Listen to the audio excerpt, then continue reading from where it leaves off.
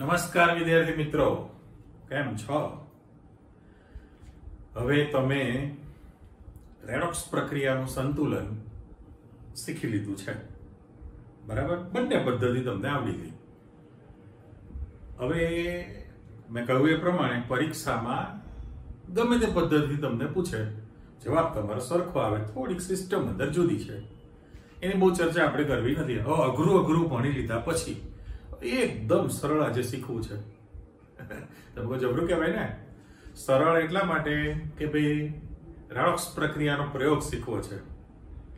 એ સરળ ભલે તમને લાગે, પણ એ સરળતા નથી. ધીમે ધીમે તમારો 12મા ધોરણનો બેઝ બને છે.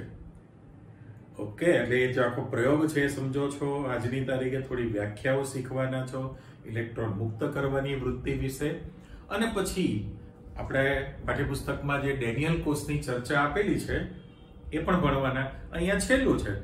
કેવું કહેવાય ખબર છે ને, કે ભાઈ ઘણી વખત તમે રેલવે સ્ટેશન ઉપર જોયું હશે, બરાબર, કે ભાઈ એક ટ્રેન ત્યાંથી ઉપડી જતી હોય, એટલે નાના ટ્રેકની અંદર વાત છે કે ભાઈ બે જ ટ્રેક હોય. બે જ ટ્રેક હોય એટલે એક અપ ને એક ડાઉન માટેનો હોય.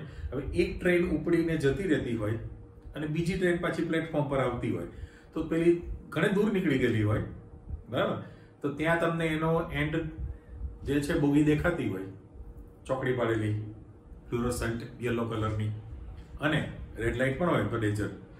સામા પક્ષે પછી બીજી ટ્રેન પાછી આવી ગયેલી હોય. બને છે ને એવું? એટલે કહેવાનો અર્થ એમ કે તમારા ચેપ્ટરનો હજી વાર છે આપણે પૂરું કરવાને, પણ જે છેલ્લો ટોપિક જે મૂકેલો છે એ ધી એન્ડ થયો. પણ 12મા ધોરણમાં ઇલેક્ટ્રોકેમિસ્ટ્રી વિદ્યુત રસાયણ જે ચેપ્ટર છે એનું ફ્રન્ટ પેજ પહેલું જ પાનું ચાલુ થઈ જાય. એટલે બંને માટે છે જ. અત્યારે તો તમે શીખવાના છો, 12મામાં તો છે જ. ઓકે, ચાલો બીજી ચર્ચા કરતા પહેલા સીધા પ્રશ્ન તરફ જતા રહીએ. અહીંયા મેં ક્વેશ્ચન મૂકેલો છે, રેડોક્સ પ્રક્રિયાનું સમર્થન પ્રયોગ દ્વારા સમજાવો. બરાબર, એટલે અહીંયા રેડોક્સ પ્રક્રિયાનું સમર્થન તમારે પ્રયોગ દ્વારા સમજાવવું છે. હવે ગમે તે એક જ પ્રયોગ લખવાની જરૂર હોય, એક પ્રયોગ દ્વારા, પણ મેં તમને બે મૂકેલા છે, પાઠ્યપુસ્તકમાં છે, બંનેની આપણે ચર્ચા કરીશું.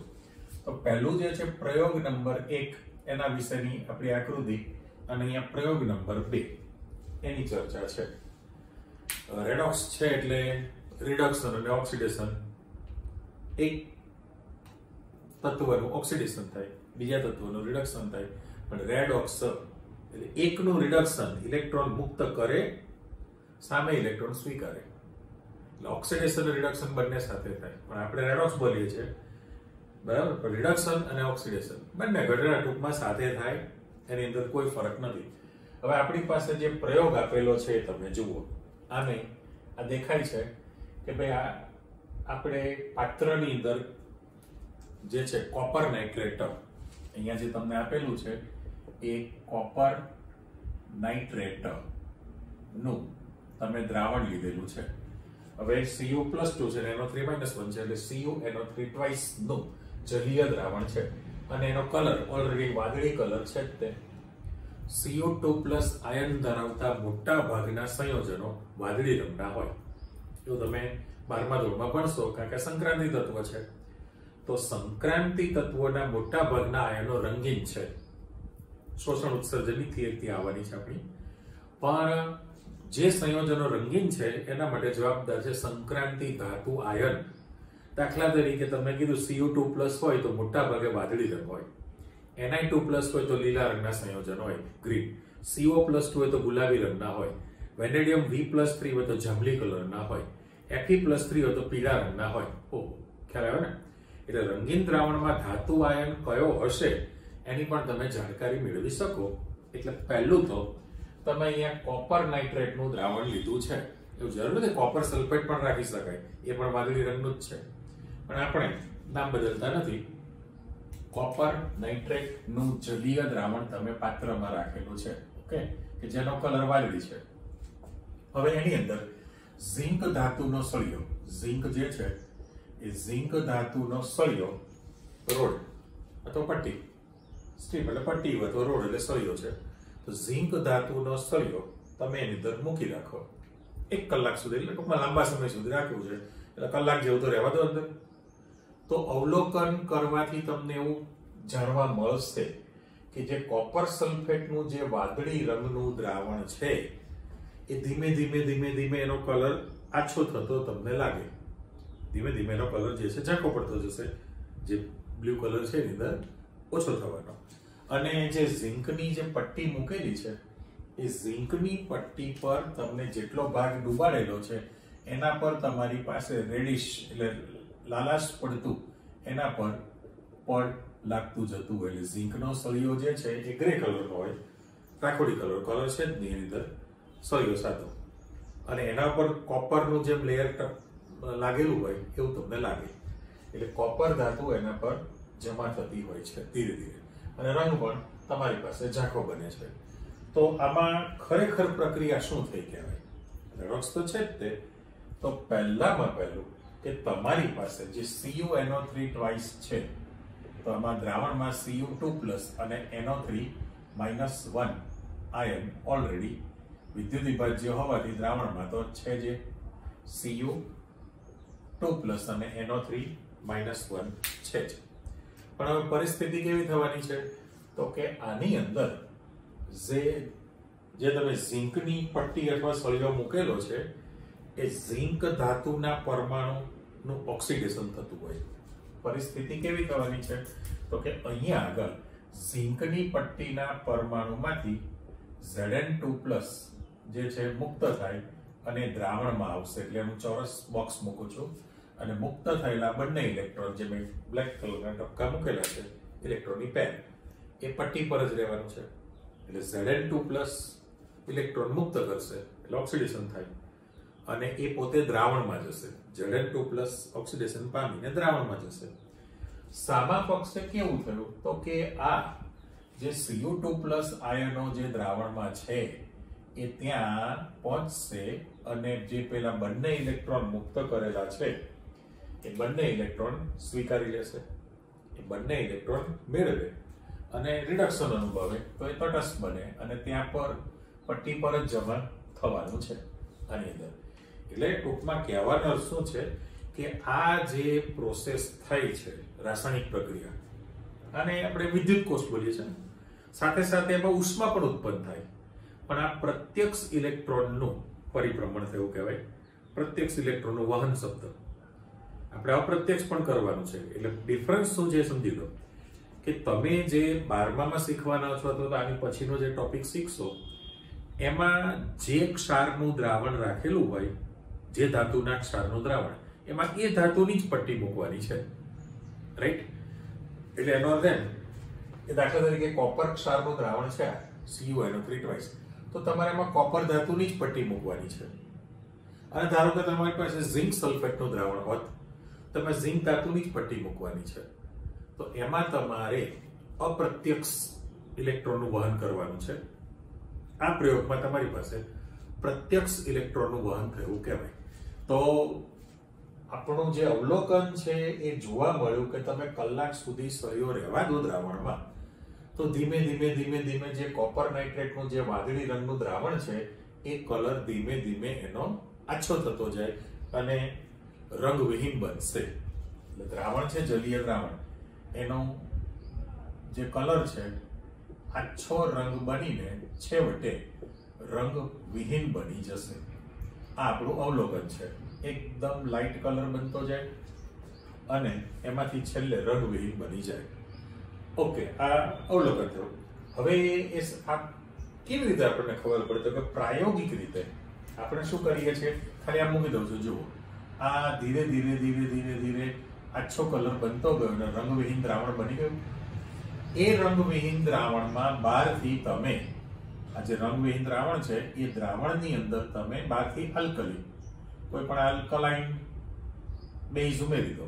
એટલે આલ્કલાઇન માધ્યમ કરીને એમાંથી જો તમે H2S વાયુને પસાર કરો, H2S વાયુ, H2S જળ પણ ચાલે, H2S વાયુને જો તમે પસાર કરો તો તરત જ એની અંદર ઝિંક સલ્ફેટના સફેદ રંગના અવક્ષેપ આવી જશે.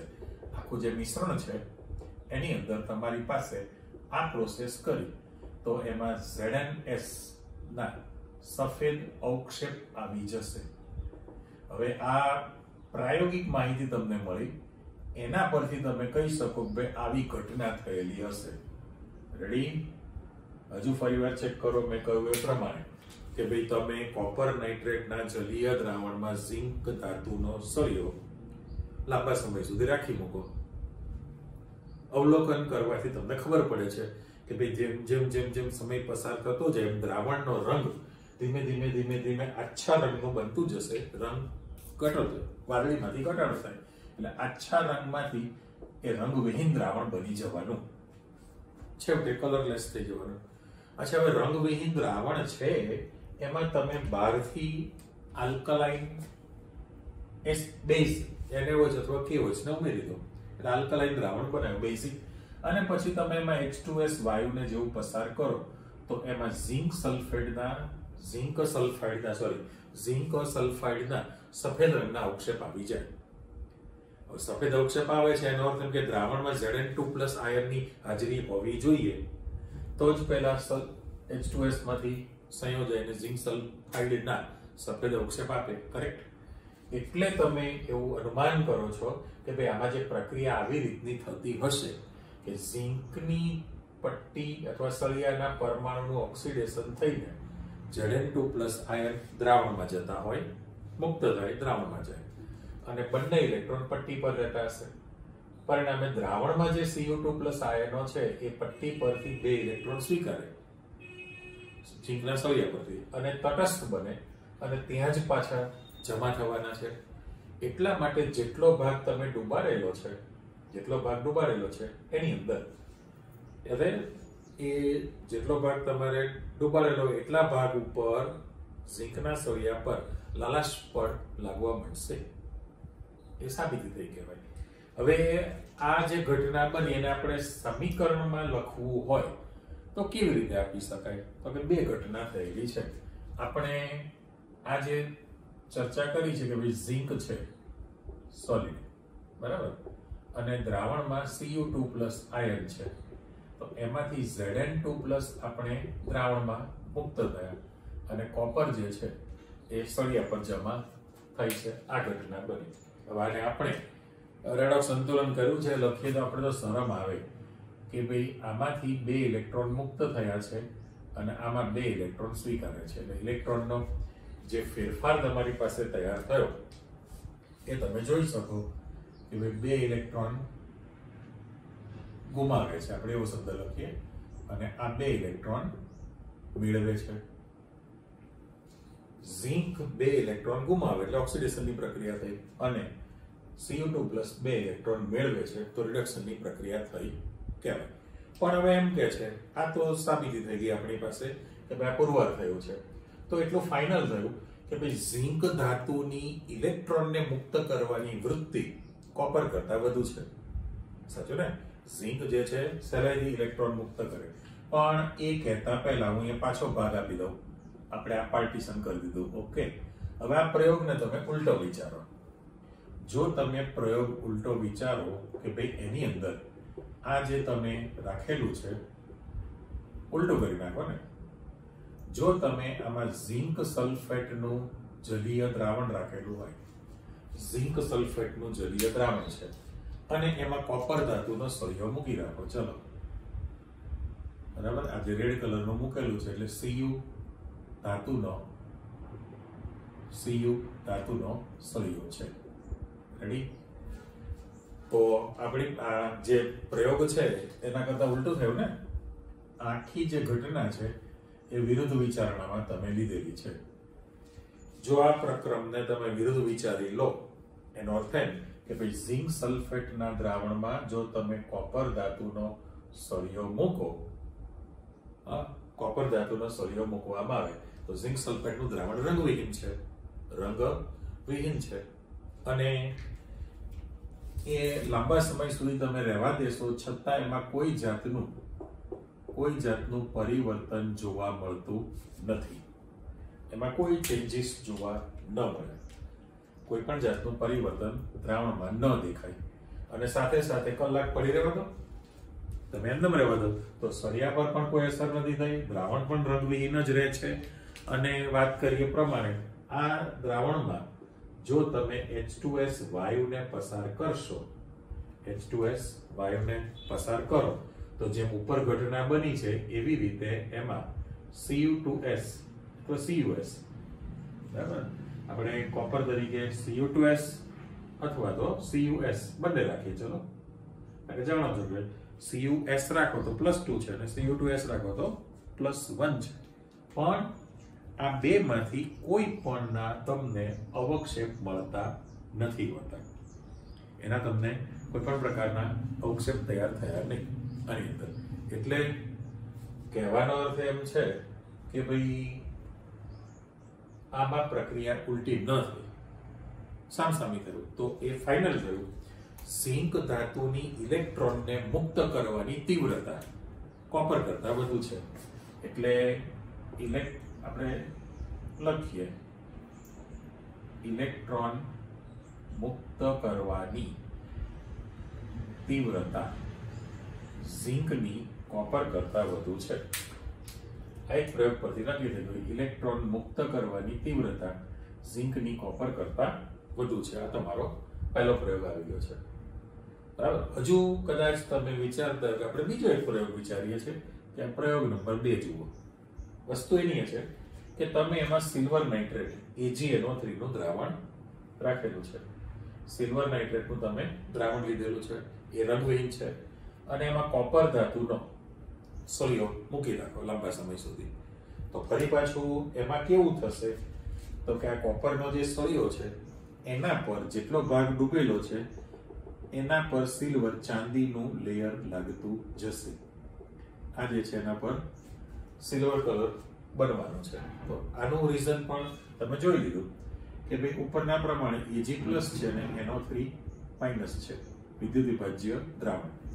પણ કોપર જે છે, કોપર એ ઇલેક્ટ્રોન મુક્ત કરશે એટલે Cu માંથી Cu2+ જે છે રેડ કલર જે મૂકું છું એ દ્રાવણમાં ગયો. ઓકે, અને બંને ઇલેક્ટ્રોન જે છે એ કોપરના સળિયા પર રહેશે. પરિસ્થિતિ એવી થવાની કે આ જે Ag+ છે, Ag+ એ કોપરના સળિયા પર પહોંચશે, 2 ઇલેક્ટ્રોન મેળવે, રિડક્શન કરે અને ત્યાં આગળ જ જમા થશે. જો ત્યાં આગળ જમા થઈ જાય તો જેટલો ભાગ ડૂબાડેલો છે એટલા ભાગ ઉપર સિલ્વરનું પડ લાગવાનું છે. એટલે એ જે પ્રક્રિયા થઈ છે તો એમાં તમે જોઈ શકો છો કે ભાઈ અત્યારે જો આપણે મૂકી દઈએ તો ઇલેક્ટ્રોન મુક્ત કરવાની તીવ્રતા, ફરી પાછું આપણે તીવ્રતા શબ્દ આપેલો છે તો આને બ્લોક કર્યું. આમાં શું થયું તો કે કોપરની ઇલેક્ટ્રોનને મુક્ત કરવાની તીવ્રતા Ag કરતા વધુ છે. Ag કરતા વધુ તમારી પાસે તીવ્રતા તૈયાર થયેલી છે. આને પણ હું બ્લોક કરતો છું, જુઓ. તો આ જે પ્રક્રિયા મૂકી છે એને આપણે સમીકરણની દ્રષ્ટિએ લખીએ તો અંદાજ આવી જ ગયો કે ભાઈ કોપર જે છે એનું ઓક્સિડેશન થશે અને દ્રાવણમાં જે Ag+ છે એ રિડક્શન એટલે Cu2+ આયન બને અને Ag બને સોલિડ. પણ હવે પ્રશ્ન સંતુલન વાળો આવશે જ કે અહીંયા આગળ Cu માંથી Cu2+ બનશે એટલે 2 ઇલેક્ટ્રોન મુક્ત કરે અથવા ગુમાવે છે એવો શબ્દ મૂકી શકાય. અને અહીંયા જ્યારે તમે મૂકશો તો એ Ag+ ઇલેક્ટ્રોન મેળવશે. પણ આપણે સંતુલન જ્યારે કરો ત્યારે ટ્વાઇસ Ag+ અને ટ્વાઇસ Ag સોલિડ મૂકી દો તો 2 ઇલેક્ટ્રોન મેળવે તો સ્વીકારે છે. આ 2 ઇલેક્ટ્રોન મેળવે છે અને પહેલા 2 ઇલેક્ટ્રોન ગુમાવે છે. તો કોપરની ઇલેક્ટ્રોનને મુક્ત કરવાની તીવ્રતા સિલ્વર કરતા ઝડપી છે. હવે આ પ્રયોગને પાછું ઉલટો અને જેમ વિરુદ્ધ વિચારવાનું જ છે. આનો જો તમે વિરુદ્ધ વિચારણામાં લઈ લો કે ભાઈ કોપર સલ્ફેટના દ્રાવણમાં તમે Ag ધાતુનો સળિયો મૂકી દો તો એમાં કોઈ પરિવર્તન થતું નથી હોતું. એટલે ફરી આકૃતિ જુઓ કે માની લો કે તમે આપણે કલર બદલી નાખીએ ને, હું અહીંયા આગળ આ જે વાદળી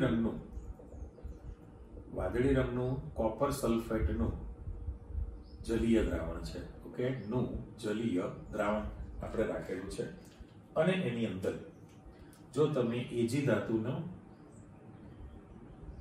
આ જે નામ આપેલું છે આપણે લખી નાખીએ કે જો તમે એમાં એજી ધાતુનો સળિયો અથવા પટ્ટી મૂકી રાખો તો એમાં કોઈ પણ જાતનું પરિવર્તન જોવા ન મળે. આમાં શબ્દ મૂકી દઉં કે તમારી પાસે કોઈ પણ પ્રકારનો ફેરફાર જોવા મળતો નથી. જેવું રાખી મૂકો એઝ ઇટ ઇઝ છે, ફેરફાર ન થયો. તો આ પ્રયોગ પરથી પણ તમે કહી શકો ને, આ પ્રયોગ પરથી પણ તમે કહી શકો કે ભાઈ કોપરની ઇલેક્ટ્રોનને મુક્ત કરવાની તીવ્રતા એજી કરતા ઝડપી છે. ત્યારે ઉપરનામાં કોપર કરતા ઝિંકની તીવ્રતા ઇલેક્ટ્રોનને મુક્ત કરવાની ઝડપી છે. તો આ બંને પ્રયોગ પરથી તમે એવું ફાઇનલ લખી શકો ઝિંકની તીવ્રતા કોપર કરતા વધુ છે અને કોપરની તીવ્રતા એજી કરતા પણ વધુ છે. તો આપણી પાસે ઇલેક્ટ્રોન મુક્ત કરવાની તીવ્રતાનો ક્રમ તમારી પાસે આવી ગયેલો કહેવાય. બરાબર? આ આખો પ્રયોગ તમારી પાસે આવી ગયો કે ભાઈ રેડોક્સ પ્રક્રિયાનું સમર્થન પ્રયોગ દ્વારા સમજાવો. ગમે તે વર્ણન કરશો ચાલશે, માર્ક પ્રમાણે હોય. જનરલી તમે આ બધું ચર્ચા કરશો પહેલો પ્રયોગ તો પણ સાચું, બીજો આપો તો પણ સાચું છે, પણ એ ફાઇનલ થયું કે ભાઈ એક ઝડપી ઇલેક્ટ્રોન મુક્ત કરશે ત્યાં સામે બીજો ઇલેક્ટ્રોન સ્વીકારે છે. તો આ ઇલેક્ટ્રોન મુક્ત કરવાની અને સ્વીકારવાની જે તીવ્રતા છે એ શેના પર આધાર રાખે? તો એ પ્રાયોગિક રીતે દરેક વિદ્યુત ધ્રુવ શબ્દ મૂકેલો છે એના પોટેન્શિયલ વોલ્ટેજ પર આધાર રાખે છે. એવો ટોપિક તમે બધો શીખવાના છો હવે ધીરે ધીરે. પણ એ કહેતા પહેલા આપણે અહીંયા થોડાક શબ્દો વ્યાખ્યાઓ તરીકે આપેલા છે. બરાબર? તો પ્રયોગની દુનિયા પૂરી થઈ ગઈ છે પણ એને અનુરૂપ જ આપણે આગળ વધીએ છીએ. હવે પ્રશ્ન કેવો થયો છે કે ભાઈ વ્યાખ્યા તરીકે મેં શબ્દો મૂકેલા છે ને ક્લિયર કરતા જાઓ. તો પહેલું છે વિદ્યુત રાસાયણિક કોષ.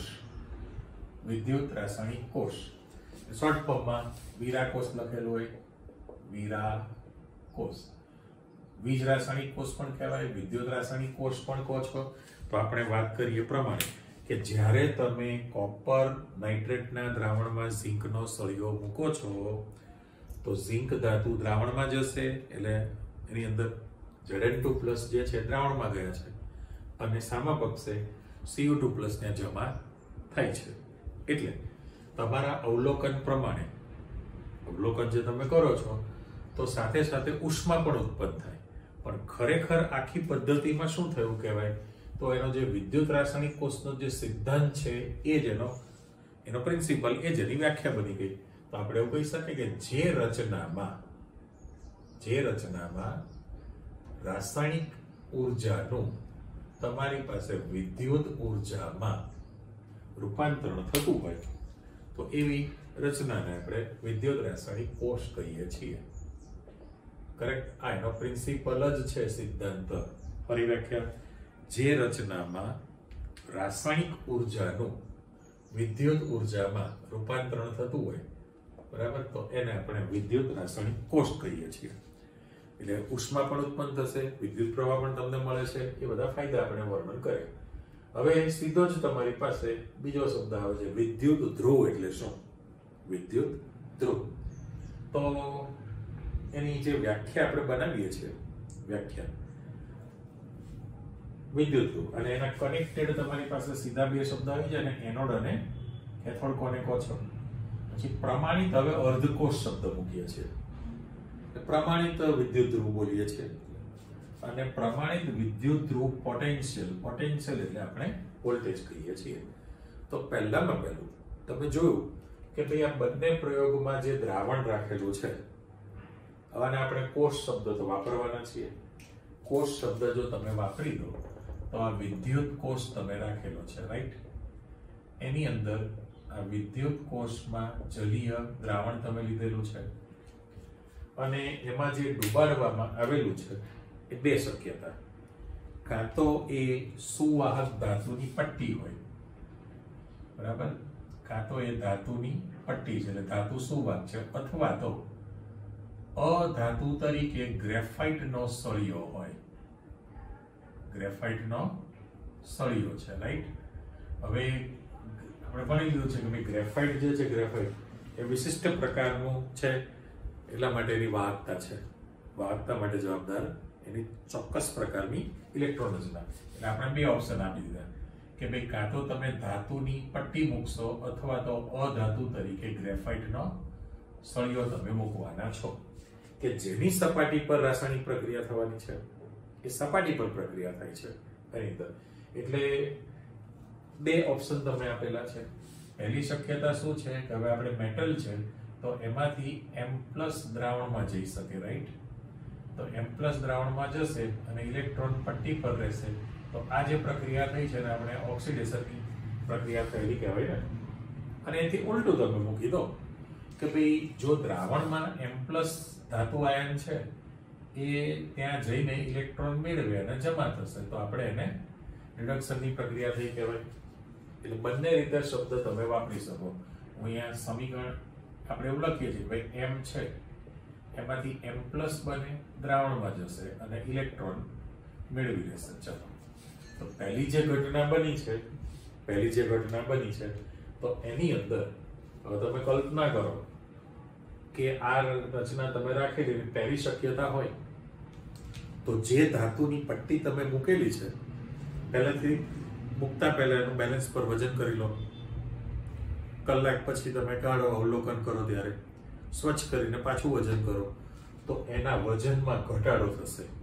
એ ધાતુની પટ્ટીનું વજન શું થાય? ઘટે. કરેક્ટ? એટલે આ જે પ્રક્રિયા બની છે એ તમારી પાસે ઓક્સિડેશનની પ્રક્રિયા થઈ કહેવાય. એ ઓક્સિડેશનની પ્રક્રિયા થઈ છે. પણ એથી ઉલટું તમે લો કે માની લો કે તમે દ્રાવણમાં જે M+ આયન છે એ ઇલેક્ટ્રોન મેળવે છે અને ત્યાં જમા થશે તો આપણે રિડક્શન શબ્દ કીધો છે ને, તો એ રિડક્શનની પણ પ્રક્રિયા થઈ કહેવાય. તો બંને પ્રકારની પ્રક્રિયા થઈ શકે છે. બંને પ્રકારની એક જ પહેલા પર થઈ ને. તમે જે પહેલો પ્રયોગ કર્યો છે શું કહ્યું? તો કે ઝીંકની પટ્ટીના પરમાણુનું ઓક્સિડેશન થઈને Zn2+ દ્રાવણમાં ગયા, રાઈટ? તો સાથે સાથે Cu2+ ત્યાં આગળ જમા પણ થાય છે. એટલે ઓક્સિડેશન અને રિડક્શન બંને પ્રકારની પ્રક્રિયા થઈ શકતું હોય તો એને આપણે વિદ્યુત ધ્રુવ ઇલેક્ટ્રોડ, ઇંગ્લિશ શબ્દ ઇલેક્ટ્રોડ છે આની અંદર. એટલે આપણે વ્યાખ્યા બનાવીએ છીએ કોષ. હવે આપણે કોષ શબ્દ બોલી શકીએ. કોષના દ્રાવણમાં ડુબાડવામાં આવેલી સુવાહક ધાતુની પટ્ટી અથવા અધાતુ તરીકે ગ્રેફાઇટના સળિયા કે જેની સપાટી પર ઓક્સિડેશનની પ્રક્રિયા અથવા રિડક્શનની પ્રક્રિયા થતી હોય છે જેને વિદ્યુત ધ્રુવ કહે છે. એને શું આપણે કહીએ છીએ? વિદ્યુત ધ્રુવ. હવે ફાઇનલ જ છે કે ભાઈ એનોડ અને કેથોડ તમે કોને કહેવાય? પરમેનન્ટ યાદ જ રાખવાનું છે. આ વિદ્યુત ધ્રુવ શબ્દ તમારી પાસે ક્લિયર થયો તો તમે બે પાર્ટ પડ્યા છે. વ્યાખ્યા આવી ગઈ કે ભાઈ જે વિદ્યુત ધ્રુવ પર ઓક્સિડેશનની પ્રક્રિયા થતી હોય તો એને આપણે એનોડ કહેવાનું છે. અને એથી ઉલટું આપી દો કે ભાઈ જે વિદ્યુત ધ્રુવ પર રિડક્શનની પ્રક્રિયા થતી હોય તો આપણે એને શું કહેવાના છીએ? કેથોડ કહીએ છીએ. જે વિદ્યુત ધ્રુવ પર ઓક્સિડેશનની પ્રક્રિયા થતી હોય એને એનોડ વિદ્યુત ધ્રુવ કહેવાય અને જે વિદ્યુત ધ્રુવ પર રિડક્શનની પ્રક્રિયા થતી હોય તો એને આપણે કેથોડ વિદ્યુત ધ્રુવ કહીએ છીએ. હવે પ્રશ્ન જે છે એ પ્રમાણિત વિદ્યુત ધ્રુવ પોટેન્શિયલ શબ્દ કીધો છે અને પ્રમાણિત અર્ધકોષ. કોઈ પણ સ્ટાન્ડર્ડ છે પ્રમાણિત અર્ધકોષ કોને કહેવાય? અત્યારે તો આપણી પરિસ્થિતિ કેવી થયેલી છે કે તમે જે ક્ષારનું દ્રાવણ રાખેલું છે એના કરતા ધાતુ બીજી મૂકેલી છે ને, પણ એના બદલે અત્યારે પરિસ્થિતિ આપણે આકૃતિ મૂકીએ છીએ. જુઓ કે ધારો કે તમે આની અંદર આ જે પાત્ર છે એમાં ઝિંક સલ્ફેટનું જલીય દ્રાવણ તમે રાખેલું છે અને એમાં જે પટ્ટી મૂકવાના છો અથવા સળિયો મૂકો એ ઝિંક ધાતુનો જ સળિયો તમે મૂકો છો. આ Zn ધાતુ. તો આખી જે રચના બની છે, આ જે રચના બની છે એને અર્ધકોષ કહેવાય. હાફ સેલ છે. હવે આમાં પરિસ્થિતિ કેવી થવાની છે કે ભાઈ જે ધાતુના ક્ષારનું દ્રાવણ છે એ જ ધાતુની પટ્ટી છે તો પછી આમાં તો ઇલેક્ટ્રોન મુક્ત કરવાની વૃત્તિ આવે જ નહીં ને. પેલું તો શું હતું કે બે અલગ અલગ હતું. જે ક્ષારનું દ્રાવણ હતું ધાતુના એના કરતા જુદી ધાતુની પટ્ટી મૂકેલી, માટે તમારે સાપેક્ષમાં ઇલેક્ટ્રોન કોણ ઝડપી મુક્ત કરે એની ચર્ચા થઈ. ત્યારે આમાં તો ઝિંક સલ્ફેટનું જ દ્રાવણ છે અને ઝિંકની જ પટ્ટી છે, તો એમાં તો ઇલેક્ટ્રોન મુક્ત થાય જ નહીં, એટલે એને અપ્રત્યક્ષ થયું કહેવાય. અપ્રત્યક્ષ ઇલેક્ટ્રોનનું વહન થયું. તો અપ્રત્યક્ષ કરવા માટે તમારે શું કરવું પડે? એના માટે જેવું આ એક પાત્ર તૈયાર કરેલું છે એવું બીજું પણ પાત્ર તૈયાર કરવું પડે અને સાપેક્ષમાં ઇલેક્ટ્રોન તમારે મુક્ત કરવાના. અપ્રત્યક્ષ, પેલું તમારી પાસે પ્રત્યક્ષ થયું કહેવાય. એટલે હવે પ્રમાણિત અર્ધકોષ તમે કોને કહેવાના છો? તો દાખલા તરીકે આ જે તમે ચિત્ર મૂકેલું છે એની શરતો છે. શરત પ્રમાણે આમે તમે જાણો છો કે પ્રમાણિત પરિસ્થિતિ થર્મોડાયનેમિક્સમાં કોને કહીએ છીએ? તો કે 298 કેલ્વિન તાપમાન એટલે 25 ડિગ્રી સેલ્સિયસ અને એક વાતાવરણ નું દબાણ એટલે 1 બાર, થોડોક ડિફરન્સ છે ને. તો એ પરિસ્થિતિ હોય તો એ પ્રમાણિત પરિસ્થિતિ થઈ. તો આપણી પાસે આ જે તમે સેલ બનાવેલો છે એ પ્રમાણિત ક્યારે બનશે? તો કે પહેલી જ શરત છે કે ભાઈ આ સેલ તમે જે બનાવશો એનું તાપમાન 298 કેલ્વિન હોવું જોઈએ. આ પહેલી શરત. બીજું કે એમાં જે તમે ક્ષારનું જલીય દ્રાવણ રાખો છો એ ક્ષારના જલીય દ્રાવણની સાંદ્રતા 1 મોલર હોવી જોઈએ. કારણ કે જો સાંદ્રતા બદલાશે તો એનો પોટેન્શિયલ પણ બદલાય. એ તમારે અત્યારે નથી, 12મા ધોરણમાં શીખવાનું છે પોટેન્શિયલ માટે, બરાબર? NERNST. અમે ઇંગ્લિશ સ્પેલિંગ આપી દીધો, તમારે જે વાંચવું એ. હવે ગુજરાતીમાં આ રીતનું લખેલું છે. સ્પેલિંગ તો મેં તમને આપી દીધો છે, NERNST. નર્સ્ટ, નર્સ્ટ વાંચવાનું છે, નર્સ્ટ નથી, નર્સ્ટ. નર્સ્ટ ઇક્વેશન. હવે એટલે કારણ કે તમે જાણો છો કે તાપમાન બદલાય તો દ્રાવણની સાંદ્રતા બદલાય, સાંદ્રતા બદલાશે તો એનો પોટેન્શિયલ પણ બદલાય, વોલ્ટેજ. એટલે અહીંયા બીજી શરત તમને કીધી છે કે ભાઈ એનું જે દ્રાવણ છે સાંદ્રતા 1 મોલર હોવી જોઈએ. અને અત્યારે તો ચિંતા નથી, કારણ કે એમને જ છે કે વાતાવરણનું દબાણ તમારી પાસે 1 વાતાવરણનું દબાણ હોવું જોઈએ. 1 વાતાવરણનું દબાણ હોવું જોઈએ. અને ઘણી વખત એવું બને કે બે આ જે કોષ છે એમાં પ્રક્રિયક તરીકે વાયુરૂપ ઘટક પણ આવેલો હોય, એમાં વાયુરૂપ પ્રક્રિયક પણ સંકળાયેલો હોય તો પણ એનું દબાણ 1 વાતાવરણ હોવું જોઈએ. એટલે આપણે એવી ચોખવટ કરી કે ભાઈ પ્રમાણિત અર્ધકોષ કોને કહેવાય? પ્રમાણિત અર્ધકોષ તો જે કોષનો, તો પ્રમાણિત કોષ શબ્દ પણ વાપરી શકશો. અત્યારે હું જે છે એમાં અર્ધ શબ્દ ઉપર ચોકડી પાડી દઉં છું. પ્રમાણિત કોષ એટલે શું?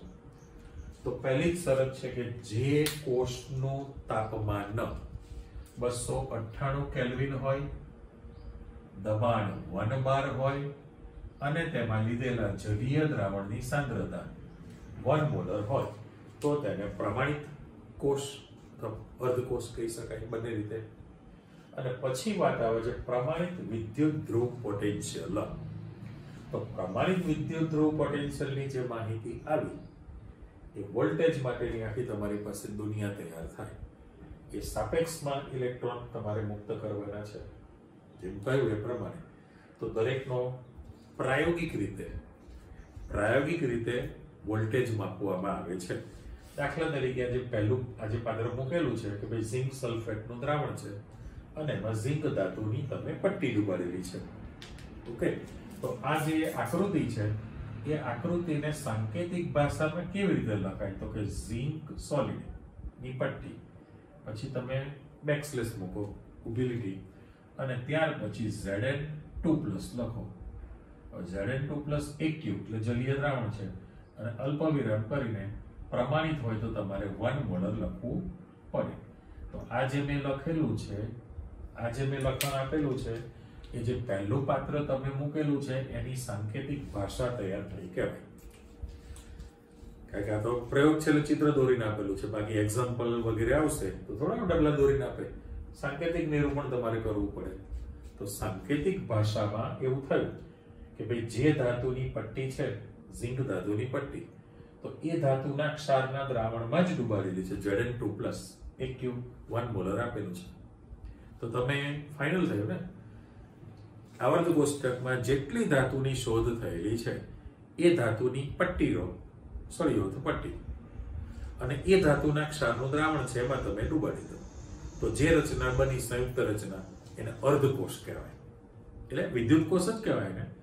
એને શું કહીએ છીએ આપણે? વિદ્યુત કોષ પણ કહીએ છીએ, પણ એને હાફ સેલ કહેવાય, અર્ધકોષ. કારણ કે એકલો અર્ધકોષ કશું કાર્ય કરી શકે નહીં. આ તમે મૂકેલું છે, આમાંથી કોઈ પણ તમને ઇલેક્ટ્રોન મુક્ત થતા જ નથી, એટલે વિદ્યુત પ્રવાહ ન મળે, આમને પડી રહેશે દ્રાવણ. રાઈટ? જ્યારે તમે અલગ મૂકો છો અથવા તો બે અલગ પાત્ર જોડશો ત્યારે સાપેક્ષમાં જ ઇલેક્ટ્રોન મુક્ત થવાના છે. એટલે હવે તમે આના પ્રમાણે કલ્પના કરી લીધી કે જેટલી ધાતુ છે, દાખલા તરીકે પહેલું પાત્ર અહીં બદલું છું આની અંદર કે ભાઈ Cu2+, બરાબર, Ag+1, Mg+2+, Cr+3, Al+3, Sn+2+, જેટલી ધાતુ શોધ થયેલી છે એ ધાતુની પટ્ટી અને એ જ ધાતુના ક્ષારના દ્રાવણમાં તમે ડુબાડી દો. તો એ જે વિદ્યુત કોષ બની ગયો એને તમારે પ્રમાણિત અર્ધકોષ તૈયાર થયો. અને એનો જે તમે વોલ્ટેજ માપો છો એ વોલ્ટેજનું મૂલ્ય પરથી તમે કોણ પહેલા ઇલેક્ટ્રોન મુક્ત કરશે એ પણ નક્કી કરી શકો છો. એટલે દાખલા તરીકે આપણે શીખીશું નેક્સ્ટ ટાઈમ, પણ અહીંયા મારે લખવા માટે વોલ્ટેજ માટે સિમ્બોલ E પ્રમાણિત છે એટલે આપણે E0 લખીએ છીએ. અને હવે આમાં જે તમે આ પહેલું પાત્ર મૂકેલું છે તો બે શક્યતા તૈયાર થઈ કહેવાય.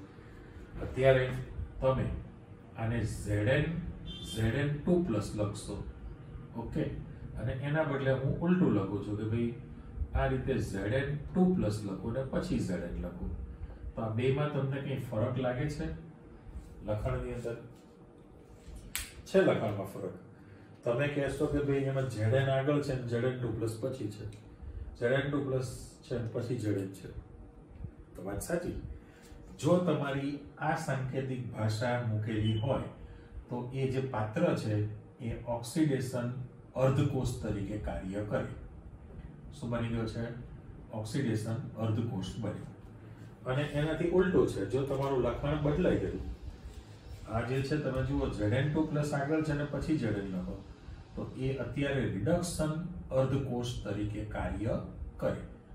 એટલે સાંકેતિક ભાષા પરથી પણ તમે નક્કી કરી શકો કે કોષમાં કેવા પ્રકારની પ્રક્રિયા થશે. બરાબર? આ જે પાત્ર છે એવું બીજું એક પાત્ર ધાતુના દ્રાવણ વાળું તૈયાર કરો અને બંનેને જોડી દો. તો સાપેક્ષમાં તો ઇલેક્ટ્રોન મુક્ત થવાના છે કારણ કે બંને અલગ છે. તો શેમાં ઓક્સિડેશન થશે અને કયા પાત્રમાં રિડક્શન થઈ શકે એ પણ આપણે નક્કી કરી શકીએ છીએ. ખ્યાલ? એટલે આને પ્રમાણિત વિદ્યુત ધ્રુવ પોટેન્શિયલ કહેવાય. પ્રમાણિત વિદ્યુત ધ્રુવ પોટેન્શિયલ.